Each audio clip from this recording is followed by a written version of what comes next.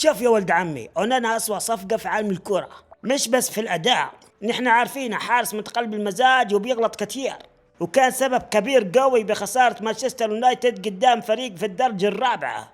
ركز الفيديو ده من الناحية التجارية مش من الناحية الرياضية. مانشستر يونايتد قرروا يسيبوا ديخيا ويمشي ببلاش خالص، مع انه كان احسن حارس في البريمير ليج. هو كان عايز يفضل، لكن تنهاج ابو صلعة قرر انه يبعده عن الفريق عشان يجيب اونانا ب50 مليون يورو. كل ده عشان يجيب حارس كان بيعرفه. ده كان نزوه من الراجل ده. انتر فرحوا قبله بال50 مليون يورو، وجابوا سومر ب7 مليون بس، وكان واحد من احسن الحراس في الموسم اللي فات. مانشستر يونايتد ضاعت منهم الجولدن جوف ببلاش بس عشان يصرفوا 50 مليون يورو على اسوأ حارس في تاريخ النادي.